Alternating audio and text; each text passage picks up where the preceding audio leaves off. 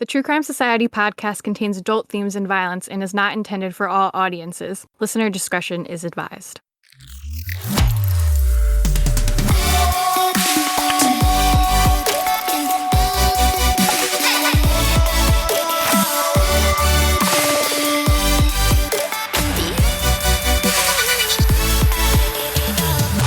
What's up, guys? Welcome back to another episode of the True Crime Society podcast with Stephanie and Olivia. It is March 2nd. I don't know if it'll matter for these cases because they're all just kind of a shit show, honestly. Blurring into one.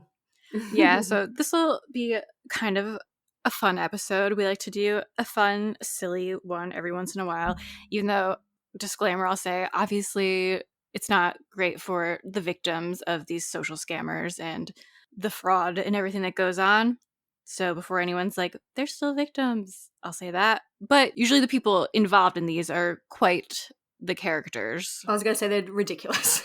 Yeah. Most of them are ridiculous. They tell these stories and like just the fact that a lot of them get away with it for a long time is crazy.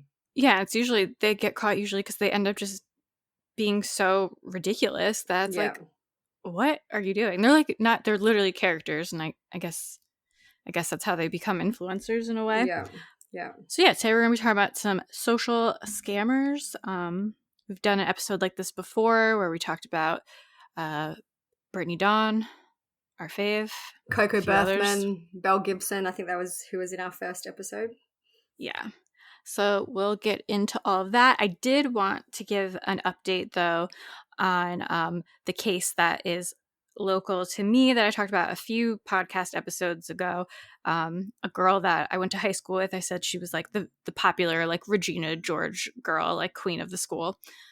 I had heard rumors and whispers that she was being investigated she was working as a cafeteria aide at a middle school near us, and there was rumors that she was under investigation for having an inappropriate relationship with a 14-year-old boy.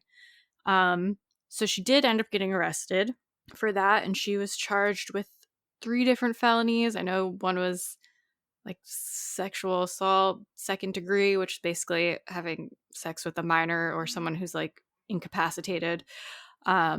And a few other things I don't remember off the top of my head. I posted about it on Instagram, so you can all see. But she had court yesterday for the charges, and I don't even know where to start with the selfie. Yeah, start with the selfie. I don't remember. Did I say like the story the other time? About what she did? Yeah. Yeah, I think you did. Yeah. Basically, so it ended up being true that she was having this relationship with a student. They found like the text messages. There was videos of herself that she sent him and said she requested photos from him as well. Then I guess she picked up the kid from like a little party get together with their friends, and something of a sexual nature happened in her SUV, and then she dropped him back off. They said that the kid was uncomfortable with what happened, and like at the get together he told them kind of what happened, and they were helping him block his number. So some of the other kids saw the messages and told their parents. That's kind of how it all came to light. But so yesterday she had court and she pled not guilty. It was just an arraignment, so really nothing exciting happened or overly interesting. But just to double down on how this girl just like has no self-awareness, she for some reason was still posting on Instagram. Like, could you imagine? I would like want to hide away and not be seen by anyone. She's still confidently posting on Instagram, posted a picture in her pantsuit that she wore to court with a muscle emoji as if she's like fighting oppression or something. And it's like, what do you, like, you're going to post a court look? I know. Like, imagine being that confident and thinking that what you've done is okay, that you're going to post your fit check on Instagram before you go to court for molesting a child. It's like shocking. Like I knew that like she had probably no self-awareness, but I gasped. Like there are articles about you saying that you raped a 14-year-old because it's statutory rape, a child. Like, and you're posting your court look. And one comment that's come up a lot too is imagine if a man did that. Imagine if a man who was, I don't know, in his 20s or 30s had sex with a teenager and posted his out. Like, imagine. Another thing Yeah. is just the double standard that's been so clear. Like, we've always seen it when it's a girl teacher who sexually assaults a boy student. All of the comments that stupid, dumb men leave on Facebook or in the news comment section are like, oh, that kid should have kept his mouth shut. That's every kid's dream. It's like, oh, so you're going to tell a victim of sexual assault they should keep their mouth shut? Okay. And everyone thinks it's their dream until it happens, and you're like, this is fucking weird. Yeah. I just, the double standards between a man doing this and a woman doing this blow my mind. Yeah, it's disgusting. So anyways, she posted her court look like an unhinged monster. Like, you're about to be a sex offender, girl. Like, that pantsuit's not that great. And then she also posted a quote that was like, if people are talking about you but won't talk about you to your face, that just shows they like the attention they get from talking about you. It's like, bitch, what? What is your problem? Attention from talking about you raping a child? Do you know what penalty she could be facing? Like, have you seen, like, she could be facing X amount of jail time or whatever? No, not yet. I mean, so she pled not guilty, which I'm also like, I guess that you have to plead not guilty because I feel like her only option is to take a plea deal. So I guess you have to plead not guilty first to get offered a deal. But I'm like, they literally have pictures, the videos, the conversations. I saw one of the videos because the kids posted it on TikTok. Like, I don't know. The only thing she could try to argue is, I guess, what happened in the car. But yeah, so I don't know what she could be facing. I do hope she has to register as a sex offender for the rest of her life. Absolutely. I would agree with that wholeheartedly. I just think it's like, so, and then in court, the judge said she couldn't have social media anymore, so she had to take that down. So we won't get any more court looks, unfortunately. I guarantee she's probably on another, so like she's made another account or something just to check out what people are saying. For sure. And I was saying last night, I was like, that's probably honestly the most upsetting part to her out of all of this, because she can't post about herself on Instagram anymore. Yeah, and I was also saying, like, when she posted her court looks, I was like, definitely all these comments from the gross men in the comment sections being like, oh, she's hot, are getting to her head. That's her only takeaway. Oh my god, some people are just so messed up. I really think, because like I said, she was like the popular girl in high school, like got everything she wanted, never had issues, like she just assumed she'd get away with it. That she could get away with it. And I think she just this like stunted mental growth, like peaked in high school. Yeah, still trying to hold on to her glory days of when she was 14, which is would be an interesting psychological study when you think about it, really.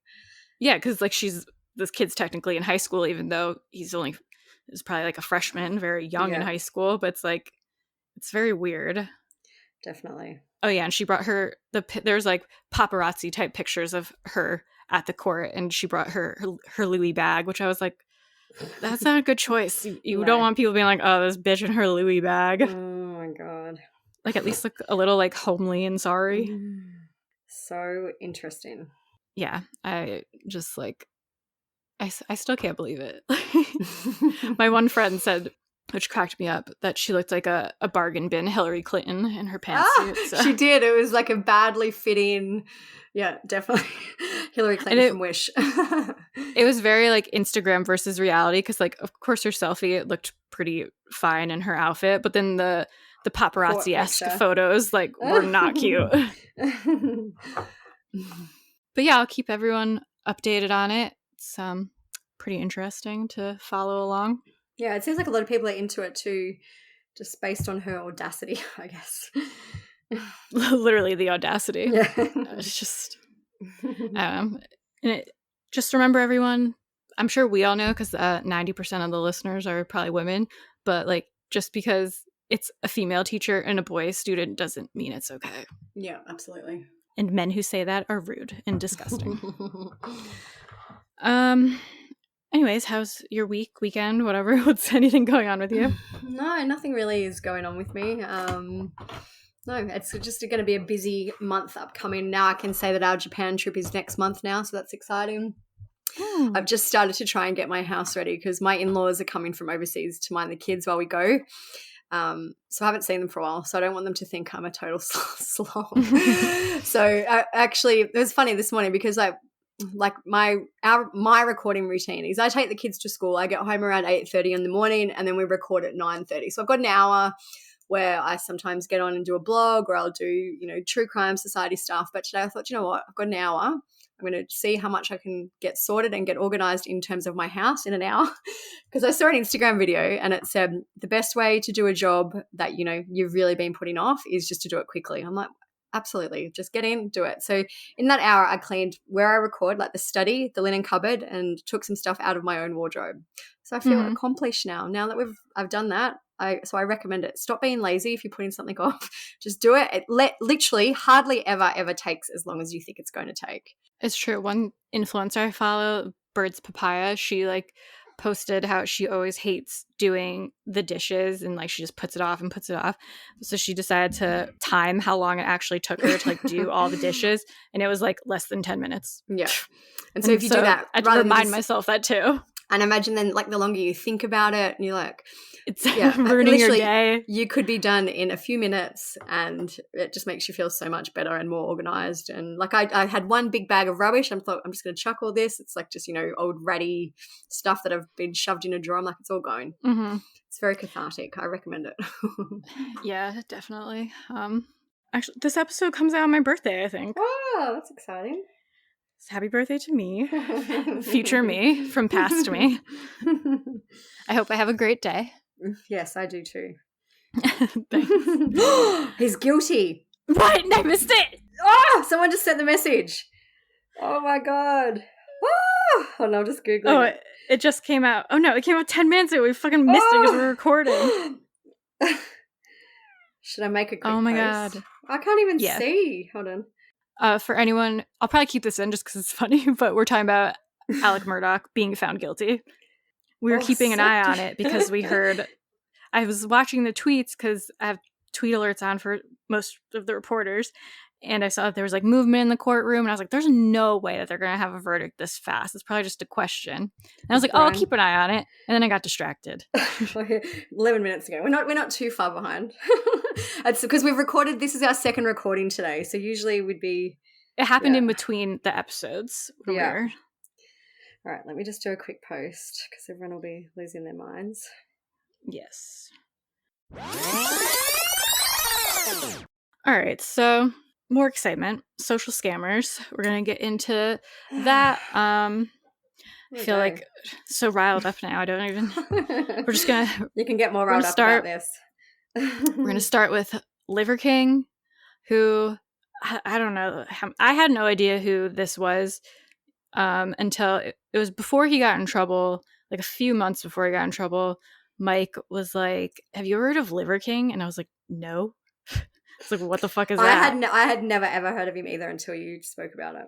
Yeah, so he was telling me about it. He was he's just this asshole that tries to promote caveman life and eats raw meat, and he's just a douchebag, and I hate watch him. And I was I have no idea who this guy is. And then literally probably 2 months later, he was being investigated for what we'll get into, and I sent it to Mike, and he was like, I fucking knew it. Because basically he's a fitness influencer who ended up using steroids when he was always I don't use steroids, but everyone's we know you do. Stop lying. And that's the whole story. All right, so let's get into it. Liver King, aka Brian Johnson.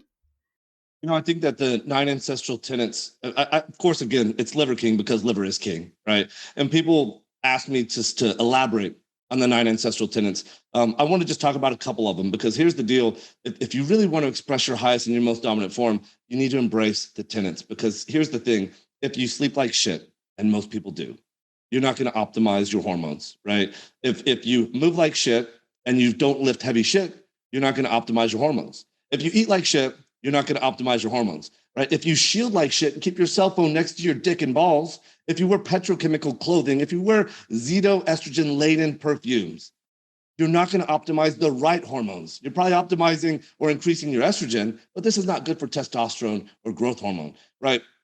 The ancestral man had a much more favorable hormone profile than a manicured man that lives today, right? And there's research to validate this. Just 30, 40 years ago, we had double the testosterone. What do you think it was 100 years ago, 1,000 years ago, 10,000 years ago, right? So the 9 ancestral tenets are really a way that we can express our highest and most dominant form, live the best version of ourselves, to optimize our hormones. So I always tell people, let's start with liver. Let liver into your life, again, because liver is king. Get started with that. As you feel better, learn what all 9 ancestral tenets are really about. It's going to allow you to create a life and shape a life that you goddamn love, that's worth living, so much so that when this changes you and puts you on a new trajectory, you're going to feel like a piece of shit to not go tell everyone that you know about it. You're now that person next to us, another true believer, another truth seeker that knows that you got to touch someone else's life, because it's not good enough to just live your best life, because it's about sharing these things, right? Creating a better life that we can all live in together. So this is it. It's about going shoulder to shoulder with people. It's about making sure that people know that the 9 ancestral tenets is what I believe is the best way to create the life that you want to live in, so that you can become a king. So this is where I say we start with liver and then learn about the other 9 ancestral tenets. This is how you live your highest and your most dominant form. Where do I start? Do we want to start with the website? Yeah. So he's got a website which is liverking.com if you want to go and check it out. But it kind of gives you a good insight into who he is. Like, it's all red. It looks kind of veiny. Like, the background is veiny. It's all very masculine. He's very, to describe him, if you've never seen him, he's very muscly, obviously, very tan, has like a big beard, and that's the vibe. Yeah, he's like, the first thing that pops up on the website is kind of like a bio. It says every man, woman, and child has the right to be strong, healthy, and happy, autoimmune free, eczema free, allergy free, fatigue free, and so on. To live life with robust energy and biological resilience. To go from mere existence in life to discovering what makes life worth living. So it's a very extra website. Yeah, I'll put in clips too, so you could get like a vibe for who he is. He once moved to the woods. Those woods are now known as Texas. He shaved his beard, only to reveal a larger beard underneath. He doesn't do push-ups, he does world downs. When he farts, other people say, "Excuse me." After sucking his blood, Dracula went on to win Mr. Olympia. He once assisted a man and an elf in defending Middle-earth from Sauron's forces. He made money on FTX. He once had chills run down his spine, but his chills got chills and ran back up. He once punched a rock. That rock is now known as Mount Rushmore. He is the most interesting man in the world. I don't always eat testicles. Well, actually, I do. Stay primal, my friends. Okay, so he's known for promoting what he calls an ancestral lifestyle, which includes eating large amounts of raw organs, meat, and he recommends eating liver daily, which is disgusting. There's so many videos of him just kind of chowing down on this raw meat. It's a lot. What up, primals? Liver King here. We just took down a Mongolian yak. And where do you think we're gonna start? Of course, the liver first, because liver is king.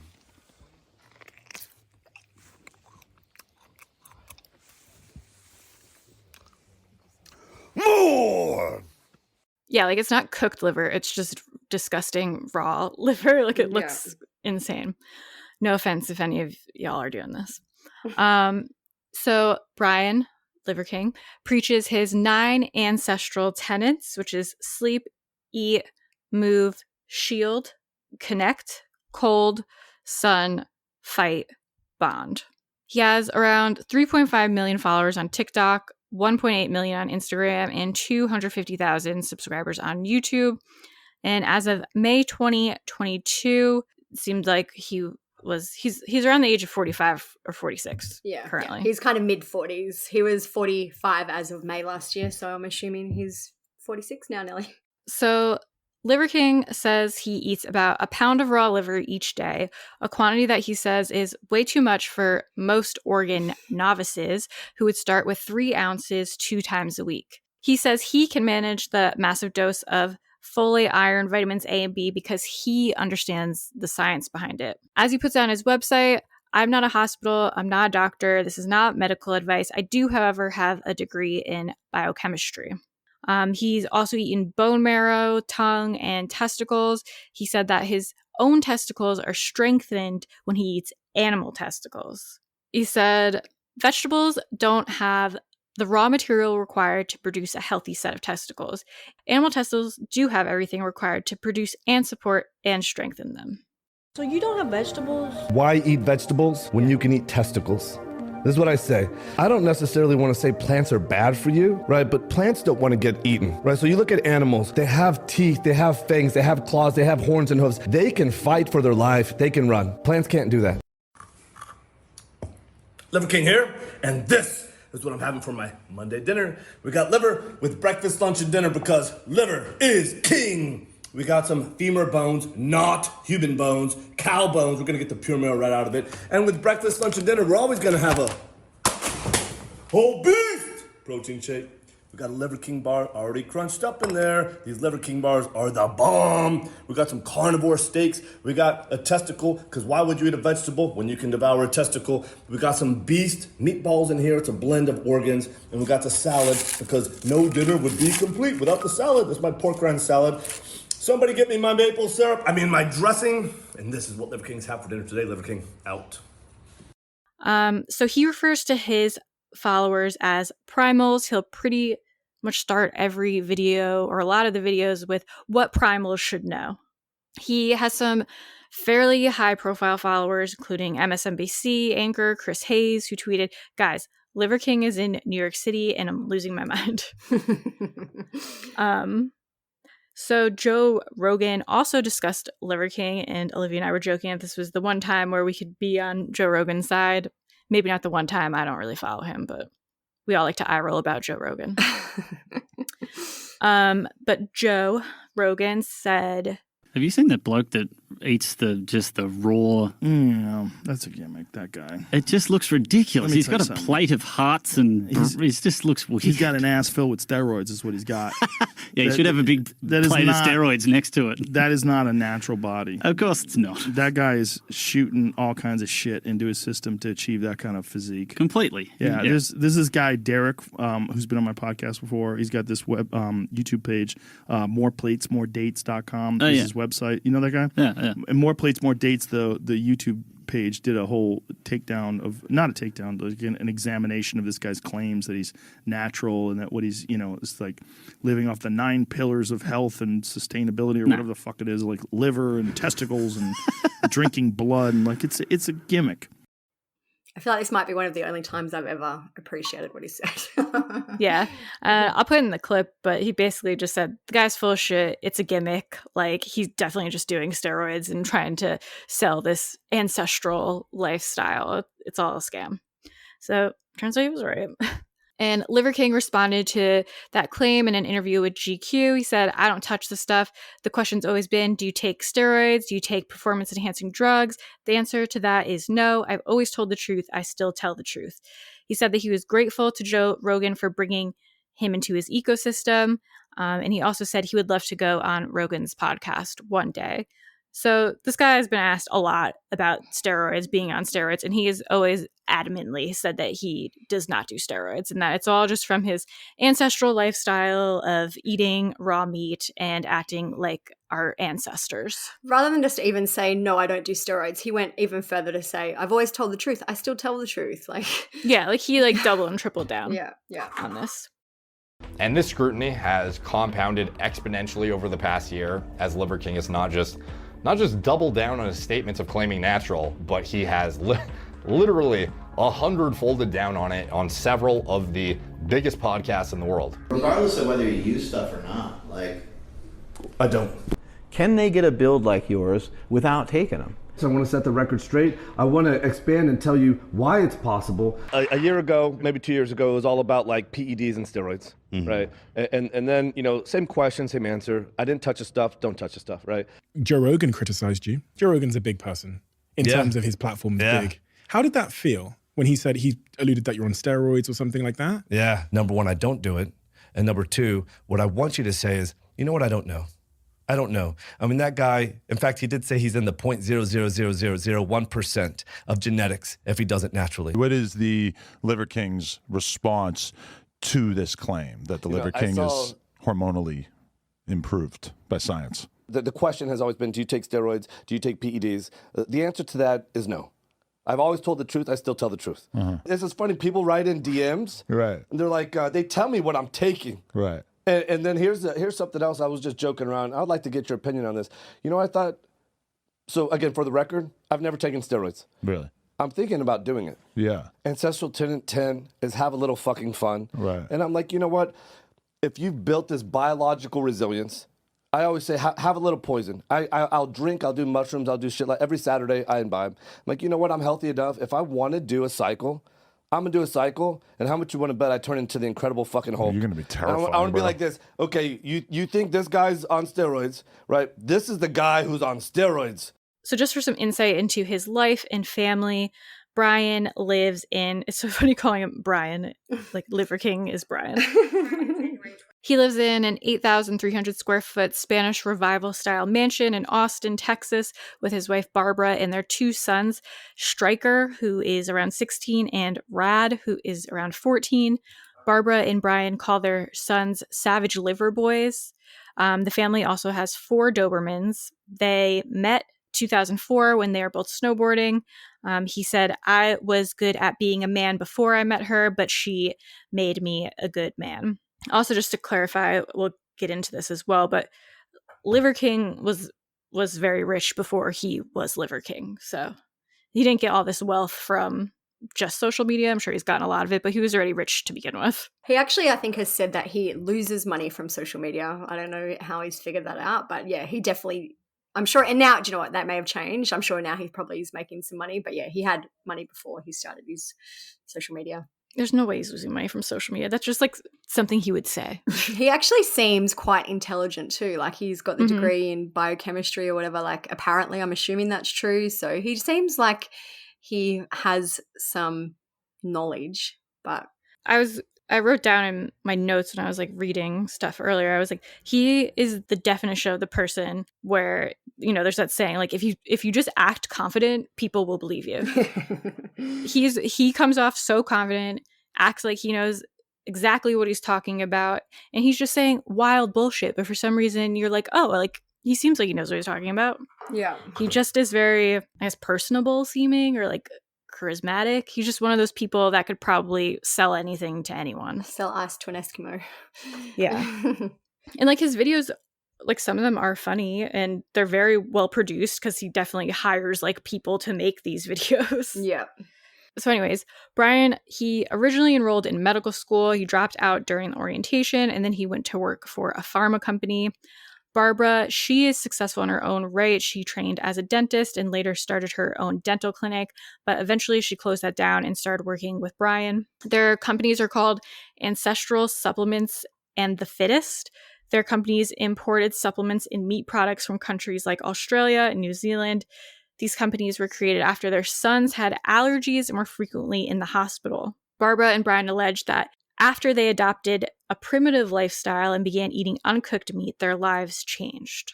He said, we cut out all the processed foods, we cut out all the liquid calories, seed oils, we just went to whole foods, chiefly liver and bone marrow, anything that made sense. Like, yeah, it's ancestral. Within a couple of days, the rings around their eyes went away. They had this new vibrancy, this new energy, this new electricity. You didn't know they were capable of living like this with such joy and laughter. And we have a nice picture here of them eating something gross looking at their table.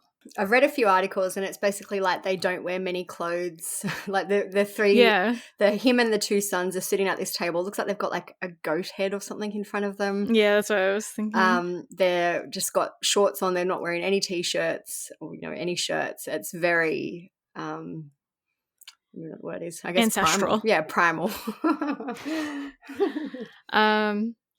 So Brian claims that their businesses bring in more than $100 million per year. The couple converted the hot tub on their property into a 36-degree ice plunge pool. They have also put a sparring ring in their living room for their sons to take boxing classes in.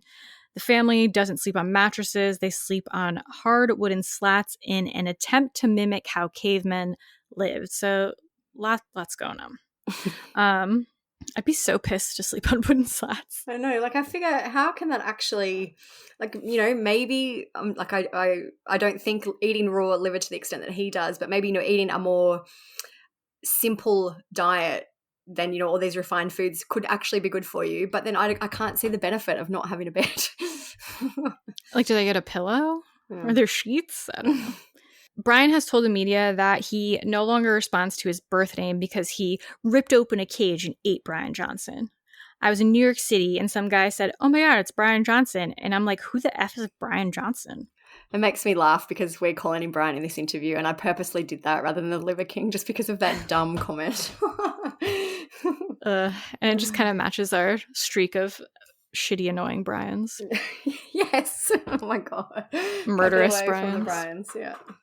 Brian has said in interviews that when he was growing up, he was a small, weak kid who got pushed around at school. His father died when he was young, and he lived with his mother in San Antonio. In an interview with GQ, he said that there was a time he was in 6th grade, a guy named Felix hocked a loogie in his hand and smacked Brian in the face. Then the time a couple of years later, when he came to school with brand new shoes, feeling cool for once, someone stole them from his locker during gym class and he had to walk home barefoot. So that's his villain origin story. When he was in middle school, he started working out and everything started to change for him. One of his mother's boyfriends had weights and he started lifting. He said that when he went to the gym, he felt like he could control all outcomes. After he worked on his physique, his classmate called him Marky Mark, and that remark changed his life forever. He said he realized other guys wanted to be like him, and for the first time in his life, girls started to notice him. When I talk about my 10 to 15-year-old self, when you guys fucking understand, you know, the first day of middle school for me was some fucking guy who looked like he was 35 with a mustache and everything. Hawks a loogie on his fucking hand, smacks me in the face, and I didn't know what the fuck, where I was. But what would happen at least once a week is I just got blindsided, I'd get knocked out, and I would wake up, and I'd have my book bag, the bell had already rung, nobody's in the hallway, and I gotta figure out, okay, what fucking period is it? You know, and this is my entire fucking middle school. Not once did I stand up for myself. Not once did I fight back or push. And when the guys would come, I would just walk back, and say, you don't want to fight me, I'm a pussy.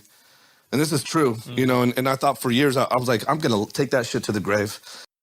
Brian started posting about his life and workouts in 2021, and he said it was a very rocky start. Their main formula seems to have consisted of basically meat and weights. There is one exercise he posts about called the Barbarian, which involves holding a 70-pound or 30-kilogram kettlebell in each hand, strapping 20-pound ankle weights on each leg, and also putting 70 pounds of weight in a backpack. And then you drag 120 pounds of weight on a sled behind you for an entire mile. It's a lot. I could never. Yeah, I also could never, ever. He did the Barbarian across the Brooklyn Bridge in New York in 2022. He has said that he wants to do exercise at landmarks such as the Great Wall of China, as well as the Taj Mahal. I'm sure the Great Wall of China would be honored. On Stryker's 15th birthday, he completed the Barbarian.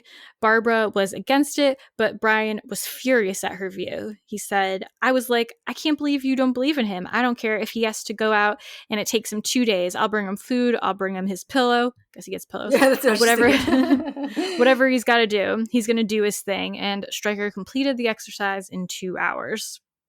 Damn. Journalists have asked Brian about his relationship with his kids. He said, somebody asked me the other day, hey, what if your kids grow up and they hate you? I said, I don't mind. I'd rather they hate me than hate themselves.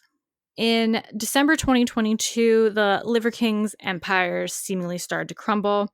A YouTuber named Derek, who has a channel called More Plates, More Dates, made a video about Brian called The Liver King Lie. It's an hour long and it goes into emails that Brian had sent to a bodybuilding coach in 2021 before the official launch of Liver King brand.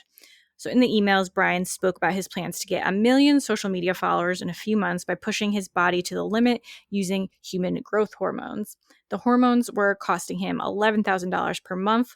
After this video was released, Brian made his own video where it was an apology video where he admitted to using steroids after he was outed.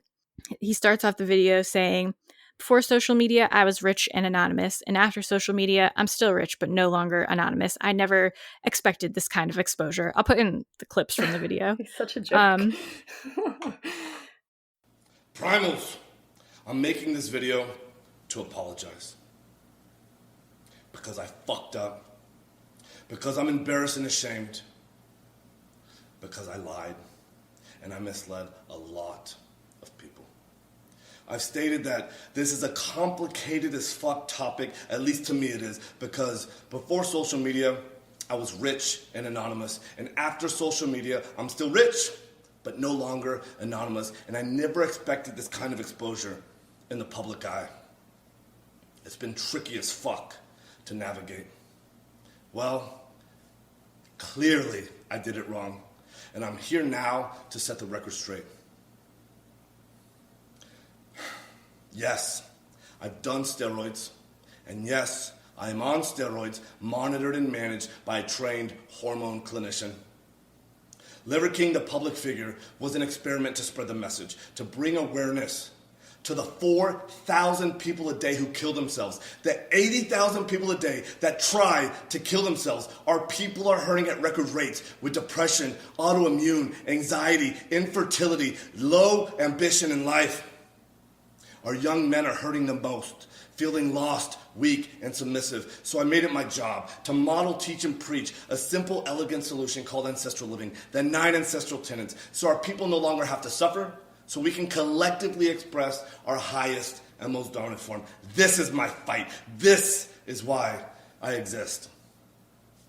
While spreading the message, I've been on several podcasts, and when asked if I've ever taken steroids, I've always said no. I don't touch this stuff, not gonna touch this stuff, never touch the stuff. That was a lie. I've convinced myself that this had nothing to do with the ancestral message. I convinced myself that I'm not a competitive athlete of any kind, so who the fuck am I cheating? I convinced myself that this topic was a placeholder for a far more important conversation. I convinced myself that this would overshadow the 36 years of working out, usually twice a day, without PEDs. I've convinced myself that this was the vocal minority, usually in the fitness category, driving to an unproductive conversation. And I had convinced myself that this would be the wrong message to send to the 15-year-old boys.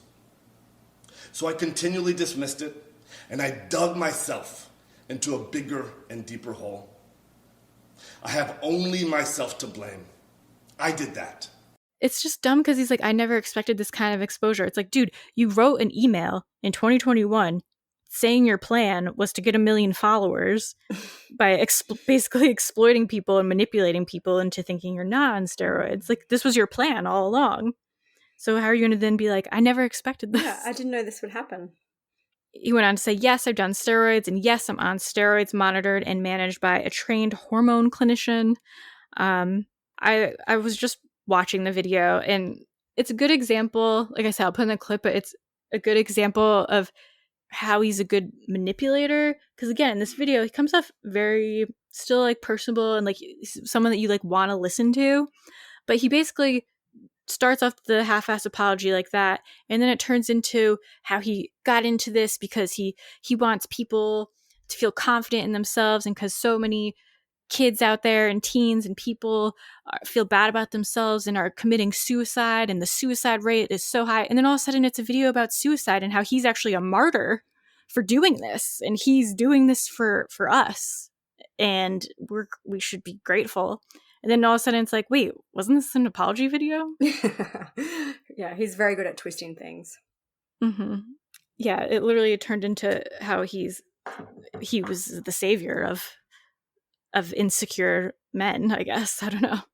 So he also wrote a message to Rolling Stone about the situation. He said, "In a weird way, I'm grateful for the recent events that have shed light on this complicated as fuck topic." And also, like, managed by a trained hormone clinician. Like, so I'm pretty sure you're just buying them from like a clinic or illegally. Because I know people get prescribed hormones, but not just to be ripped as fuck. No, usually if they for have like a deficiency. Yeah, or an actual condition. Yeah. So I don't know. I was trying to like research about that a little more because I was like, how is he like? Because he claimed to be getting them legally prescribed, monitored by a doctor. But I guess there's just kind of like shitty clinics out there that'll just give it to you. Yeah. If you pay enough, they'll give you whatever you want. Yeah. So by the end of December 2022, a $25 million class action lawsuit had been filed in New York against Brian. The suit names Brian as well as two of his supplement companies, Ancestral Supplements and Workout-Focused The Fittest. The former offers products like MoFo, Male Optimization Formula, while the latter sells The Fittest Liver King Bar. The suit says this action arises from an elaborate, well-orchestrated marketing and advertising scheme, and they allege that Brian deceived and misled vulnerable and health-conscious consumers.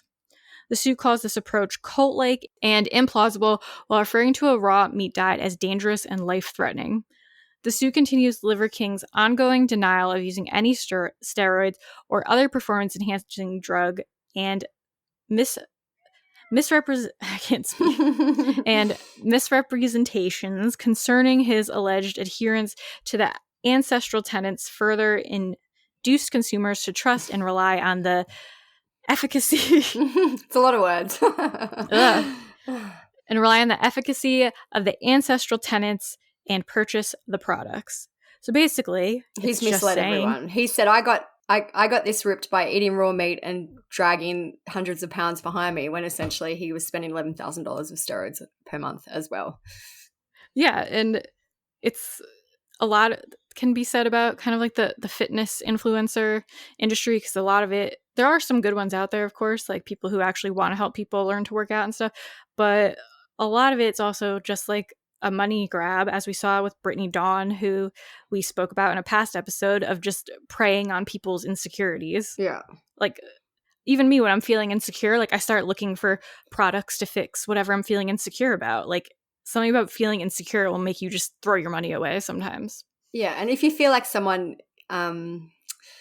like, I don't know how to word it, but basically if you feel like someone can offer, like, you know, example, the Liver King has this amazing body. Brittany Dawn has an amazing body. Like, you know, if they have what you want, you believe that that person can help you get it then. Yeah, and I guess part of his brand is just like, you know, being manly and like doing all this crazy stuff, and just, I get why people believe him and why there's people out there that want to be like him. But like we said, he was basically tricking people and shilling his own products and his own like social media basically, and tricking people. And he is very smart, because this was clearly his plan all along. Yeah. Like in that email, he literally said, "This is my plan." So he's very smart for coming up with this whole plan, but it's like he used his smarts for evil. That's really it about him for now. It's such like a rabbit hole to get into if you've never seen his social media. We'll link it. Like I said, I'll have some clips in here, but you can just, it's just amazing. Like, yeah, how chaotic. It is chaos. Like, he's ripping meat apart with his teeth. Like, I'm like, what is going on here? And he's like ice bath, and it's just a lot. I like the videos actually where his chef is on them, and he's talking about what they're cooking. The chef seems nice. So the next scammer we're going to discuss today is one that was sent to us on our Instagram. Her name is Madison Russo. Madison is 19 years old from Iowa. She's alleged of faking cancer in order to steal more than $37,000 of GoFundMe donations.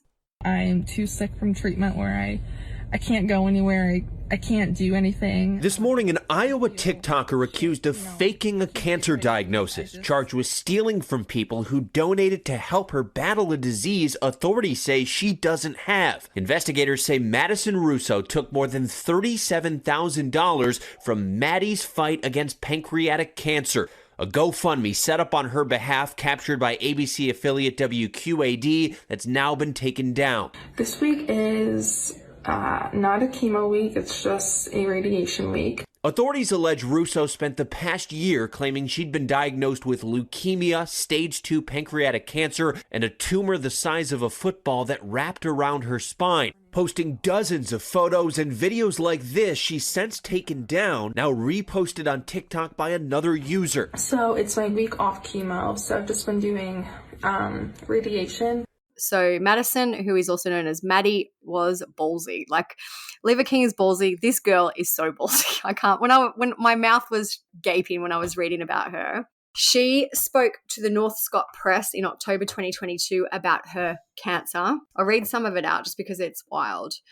It says, it was Thursday, February 10, and Maddie Russo was sitting in her accounting class at St. Ambrose University. Her cell phone buzzed. She looked at the screen and had no idea that her life was going to change forever. Now, a little more than 8 months after being diagnosed with pancreatic cancer, her world was rocked to its core. After learning last week that a football-sized tumor is attached to her spine, Maddie is trying to make sense of what her life is going to look like. Yes, you read that right. Maddie seems to be in the fight of her life, and she's just 19 years old. She said, life has been crazy. It's a catch-22. I can't win for losing. I feel like I've been rocked to my soul, and right now everything is kind of uncertain. I just want to know my game plan, and right now I don't know what that is. She said, of course, every day can't be sunshine and rainbows, but you just can't choose to be mad at cancer. It just happens to people. If you stay depressed and get in a dark space, I feel like your body will never get better. You know, I'm too sick from treatment where I can't go anywhere. I can't do anything. I feel like shit. You know, I can't get ready. I just lay in my bed and puke, you know, and it's just extremely physically exhausting, but also the mental part of it. My body is fighting so hard every minute just to stay alive. She told people, again, I don't know if this next part is true, that she also has type 1 diabetes. But she said basically she was diagnosed with that 2 years apparently before she got cancer. She said that her symptoms were that she felt just a little bit off and she had fevers, bloody stools, and nosebleeds. In the article, she spoke about apparently getting the test results that showed that she had cancer. She said, it was early in the morning and I'd been awaiting these test results. My phone rang and it said, Iowa City Oncology. I stepped out of the classroom and took the call. She said they told me they'd found a mass on my pancreas and that I had stage 2 pancreatic cancer. I was terrified and I definitely still am. I was in shock. I didn't think it could be true. I remember hanging up the phone and I was a mess. I was literally bawling, but somehow I got the courage to wipe away my tears and I went back into class.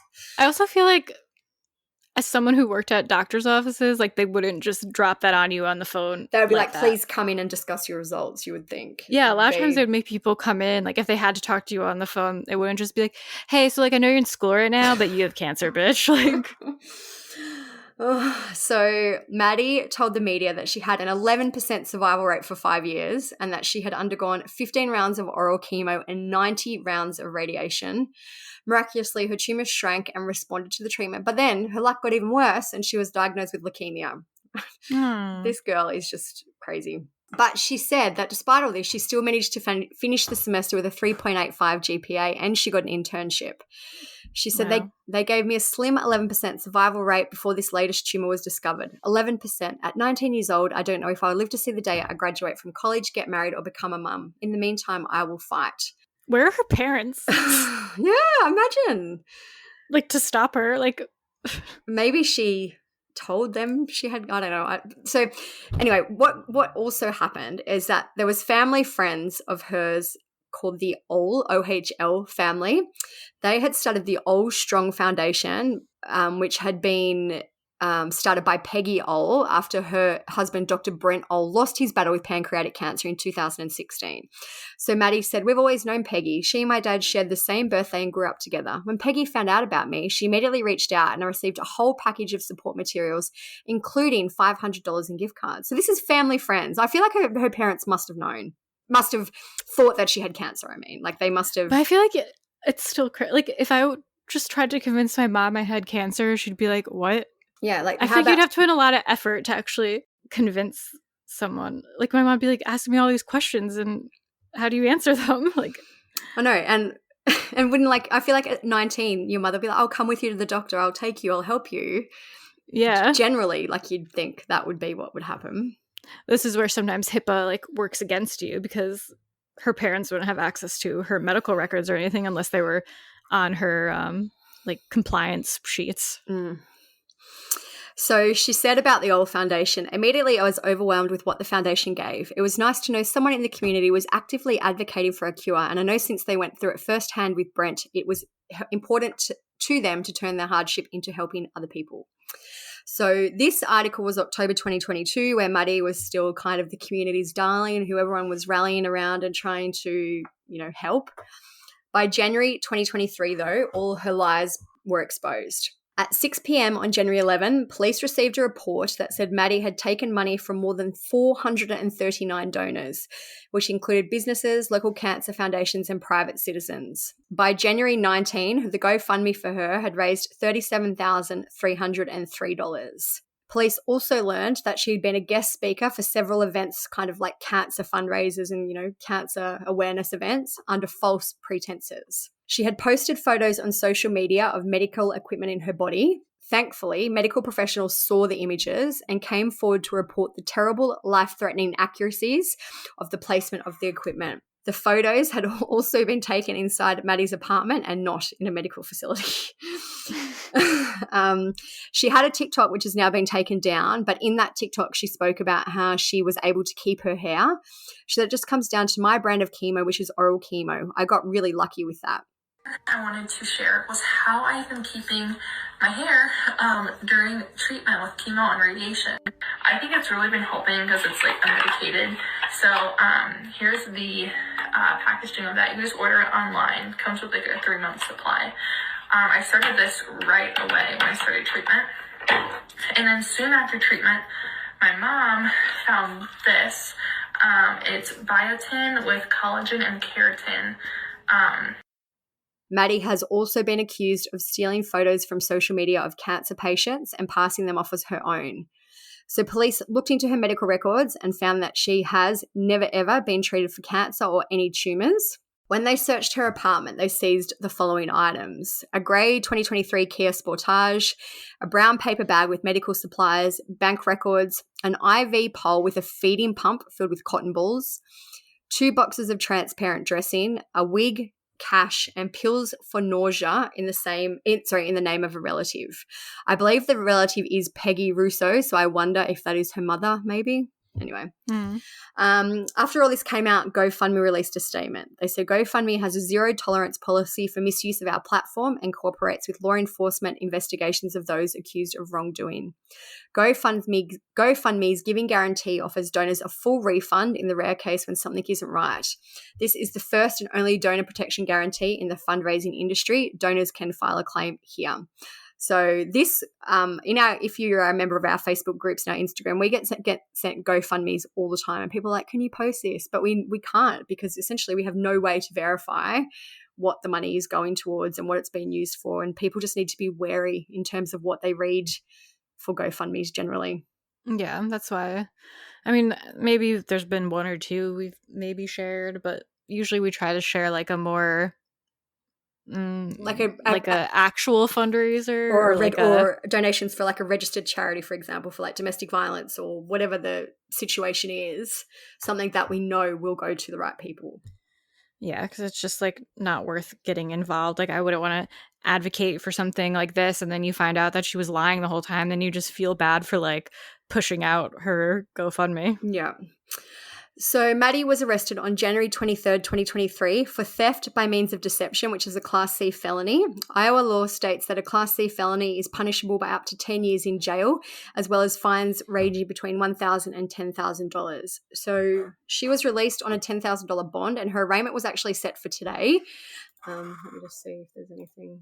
I feel like her whole thing was like, oh, she's like struggling so much, but she stays so positive and she's so optimistic even though she's struggling with cancer and all these illnesses. It's like, yeah, it's easy to be optimistic when you don't actually have cancer. So she did plead not guilty, and she also waived her right to a speedy trial.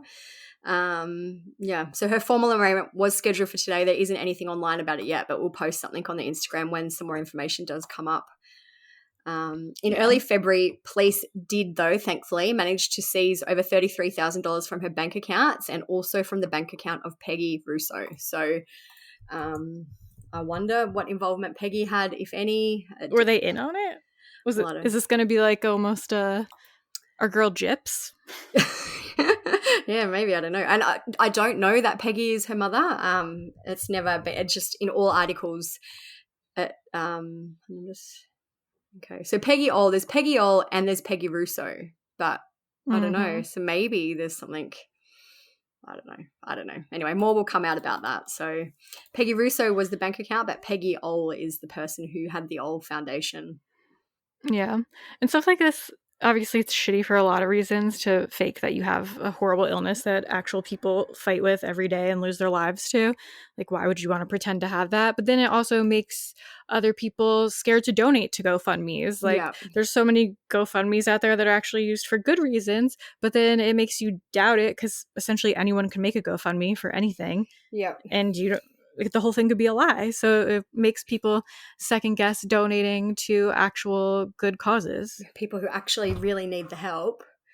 Yeah. Yeah. She is mind-blowingly confident. She has the audacity, definitely. This is something like the girl I went to high school with would do. Yes. So yeah, her legal process will be ongoing. We'll update you as things happen. Hopefully she will get a long jail sentence or a harsh penalty, because I feel like a lot of the times this happens and they either just made to pay it back, very slowly or things like that. So hopefully they need to start really, really cracking down on this, because it seems to be happening ever increasingly. With her, I wonder if it's like also just like a mental illness thing, like an attention thing. Like she really went like to a lot of lengths to buy like equipment and stuff. Or, cause, like with Liver King, I don't think he has like a mental illness. I think he's just a schemer. Yeah. With her, a schemer also maybe kind of mental illness of some sort. I don't know. I don't know. It's interesting to see what will come out. So there have been, if you've listened to our first social scam episode, we spoke about Coco Berthman, Brittany Dawn, and Belle Gibson.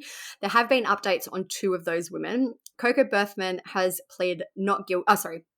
Berthman pled guilty to wrongful appropriation, which is a Class A misdemeanor, and she also faked illness. Yeah, so she faked. As a reminder, her case is actually quite similar to Maddie's. Coco was also very, very ballsy. She went on and was like a speaker for human rights, and she told everyone she was like an influencer. She told everyone that she'd been trafficked. Like she made up all these kind of elaborate, crazy stories, and she had a big social media following. She created a GoFundMe for herself and tried to raise $100,000 for medical expenses for her non-existent stage 3 mantle cell lymphoma. But because she entered this plea, it means that she will not be sentenced or convicted as long as she completes the terms of her plea deal, which this is what I mean. Like, this is kind of a slap on the wrist. A year of probation and a $900 monthly payment until she's able to repay $9,901 in restitution. So, I guess at least something's happening to her, and people will hopefully not look up to her. Do you know what I mean? Like, her whole life before was based on being this public figure who could give advice. Like a spokesperson. Yeah, and who would overcome all this hardship. So, yeah. Her probation review is scheduled for July 17. So I feel like she's kept a very low profile since that happened. I have no doubt she will complete the probation and just move on with her life. I wonder if there'll be any stipulations for like any of these people where like, I think I saw people talking about it for Brittany Dawn potentially being like, I hope that like one of the terms of the probation is like they can't have social media. Or like I think it was for Brittany, one of the things could be like she can have social media, but she can't, because her original thing, we'll get into in a second, was fitness influencing, but she can't post fitness influencing stuff or make any money off of fitness influencing ever again or something. Yeah. So guess that leads into Brittany Dawn. So Brittany Dawn is an influencer. I'm actually just on her Instagram now. She's got 476,000 followers. She makes her living from being an influencer. She was originally an exercise and fitness influencer where she would give people fitness plans and kind of tell them how to lose weight or achieve whatever their fitness goals is. She is being sued by the state of Texas, who are arguing that her fitness plan violated consumer protection laws and also misled customers with eating disorders. The state is seeking between $250,000 and $1 million in penalties and fees. Her trial is scheduled to begin on March 6. The judge denied a joint request by the state and her lawyers to postpone it, saying both parties had failed to mediate on their own. So Brittany's gone now from being an exercise influencer to being basically a god influencer. She baptizes people. She actually blocked us on our Instagram after we tagged her in a post about her lawsuit. But her bio says, digital creator, wildly in love with Jesus, wifey and foster mum, founder at her God account. So she's like kind of similar situation to Liver King, where she acted like she just worked out a lot and she had like a good body. She was no expert by any means, but she's out here shilling meal plans to people when she really has no nutritional education or anything. Yeah. And it ended up exploiting people with eating disorders, basically, was the issue. So she was similar to the Liver King story in a way. So I feel like hers she's is a great even, hate follow. Hers is even maybe worse than the Liver King. Like, you know, he's like, hey, look at me, you can be like me. But whereas she was like, yeah, wow, good job. Here's a meal plan that's absolutely not suitable for you. It's just chicken. Yeah. So she also has a lot of other things going on in her life. She's married a man now who has kind of a shady past. I believe he was a police officer and he was struck off for racism-related issues. Excessive force. Yes. So if you follow her Instagram, you will see lately too that she has somehow become a foster parent. I don't know how. Our theory is that she is fostering children through maybe a church. I don't think she's fostering a child through a government agency. I feel like they wouldn't give her a child, maybe. Considering they both have like crimes. Yeah. And I find it interesting that her husband has known issues with race and the child that they are fostering at the moment is a child of color. I think I saw that one got taken away as well. Her first, not taken away, but yeah, reunified or whatever. Anyways, yeah. So she's had two that were reunified with their families very quickly. Yeah, which I also think is quite unusual for a foster. Like, would they really take a child away? I don't know. People will probably come at me because maybe it does happen, but literally these kids are with her for a week or two.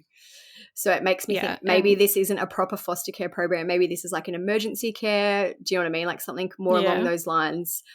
Because they both the children that she's had that I've seen have been very, very temporary placements.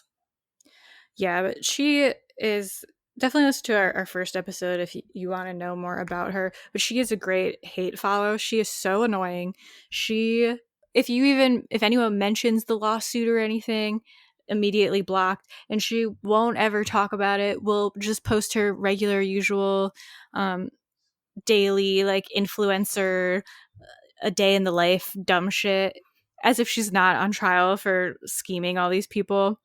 And the only way she'll hint at it is to talk about how she's fighting demons and how the devil's at work. Well, this is her story today. So this is 22 hours ago. So much time working on things today. So excited for what's coming later this month and can't wait to share with you all in this community. And then so she went from being fitness and she like sells, wasn't it like you said she baptized people, but like don't people have to buy tickets to these things? Yeah, it's like they charge hundreds of dollars and she baptizes them sometimes in hotel bathtubs. Like I feel like she's still preying on vulnerable people who don't have because I support feel like and a community and things like that. They're looking for somewhere to belong and she's preying on these people. She's just getting into like, instead of it being, you know, the fitness scamming stuff where you prey on people's insecurities, this is where you prey on people who are also probably insecure. And this is why a lot of cults are based off of religion, because it's just like an easy way to manipulate people who want to believe in something. So, for example, her husband got baptized in February. She wrote, "Tears rolled down my cheeks this morning because it was baptism day for Jay. There's nothing more attractive than a man who is strong yet weeps in the Lord's presence. Nothing. What a day to remember." Shut the fuck up. So her whole Instagram, like, and the other thing that also makes me think that she's not a legit foster parent through a government agency, she posts photos of the kids. Like, even though she tries to cover their faces, I feel like you're absolutely not allowed to do that. Like, yeah, like she will absolutely try to exploit the children any way she can. Yeah. But she puts like a little sticker over their face. Like, there's tons of photos. Like, there's a photo of her and her husband on the couch with a baby. She's blocked out the face, but you can see the baby's body and clothes and stuff. It says, New Year's Eve this year looks a lot different compared to last. I'm 1,000% here for it. Sending so much love to everyone this New Year's Eve. And she'll like post videos of her like folding baby clothes and like doing stuff like that. Like, she will shill and exploit anything possible. Yeah, like, I feel horror. Like, she's posted a lot too about her struggles with infertility, which I'm assuming is true. Like, I have no reason to, other than that she's a habitual liar, but you know, that's sad for her. But I just feel like this whole foster parent thing is very interesting timing, considering what's coming up for her this year. Like, I feel like might be like a bit of a character reference grab. Yeah, like, she loves Jesus. She helps children. Like, this is one more post. I won't read out too many more because you'll probably get sick of it. But this is one from... Everyone can tell that we love to hate Brittany. This is a post about being a foster parent. She wrote, I could never be a foster parent. I would get too attached. Isn't that the point, though? Isn't that biblical? To pour your heart out for children in need, regardless of whether they're your own or someone else's. We've been foster parents for 72 hours, and what I'm seeing is this. The need has never been greater for families to step up and say, I'm willing to endure a broken heart if it means fighting for theirs. We didn't get into foster care for adoption. We stepped into foster care because the Lord asked us to. So, you know. It's just annoying because I guess it's kind of how you were feeling about like the miscarriage stuff. We're like, yeah, that is true. Like, foster, like, there needs to be more better foster parents in the world, but like, coming from her, like, it's not genuine. No, it's like she's making a mockery. You know, it's not genuine. It's like she's making a mockery of the whole system. You know, I agree with some of the things that she says, that there is a need for more people to help, but I feel like she's absolutely not. But she doesn't actually care about that. No, is what I feel. She, you know, if she cared about it, what? Like, she doesn't need to post about it. If she's really caring for these poor children who have nowhere else to go, just get on with it. You don't need to post these kids and, you know, look at how wonderful this is. It's just very disingenuous. Wasn't she the one who also, like, with the homeless guy? Or was that someone else? No, that was someone else. That was the other girl we were going to talk about. That's what it feels like. I don't know if she did something else with a homeless guy, though. I think she did. But it feels like very much when people on TikTok like give money to a homeless person but film it. Oh, here it is. It's like, you are right. Do you want me to read about it quickly? Yeah. So one other thing, which I don't think we did mention it in our episode because it only came out in December last year, is that there was some kind of controversy with Brittany Dawn and a homeless man. She made a GoFundMe or something. Yeah, so I'm just reading. Hold on a minute. So 2021, she apparently met a homeless man named James. He visited a church to donate, apparently, the 15 cents he had left to his name as a sign of goodwill. Brittany was apparently so moved by this gesture that she and her husband provided him with a hotel room, food, and clothes, all while convincing him to join their church. Basically, she apparently started a GoFundMe for him in 2021 to raise treatment for him to go to rehab. It raised more than $25,000. However, they apparently then sent James to a free Christian clinic with no medical experts on staff. So they're like, where is this money gone? She apparently then cut ties with James after his rehab was completed. And it's interestingly that after this $25,000 was raised, she had her wedding. So interesting timing. Nothing's been proven, but it seems like it could be true. Everything's just content to her. Yeah. Even I remember when she posted the wedding photo and she tagged, I think, a billion vendors. Like, without a lie, 50 people in the wedding photo because they were all people who had obviously given it to her for free. It's, insane. Yeah. It's the worst. We could talk about her all day. Yeah. So her trial is coming up in the next few days. I don't know how long it's meant to run for, but hopefully we will get some regular updates in the media about it and we'll post them on our Instagram when they do come out. Mm-hmm. I feel like this episode was very chaotic, just like all the people we talked about. Oh my God. I thought it would be quite short, but I guess once we get on a roll, we get going. once we get riled up. Yeah. Well, also we found out about the Murdoch trial. There's a lot going on. It is.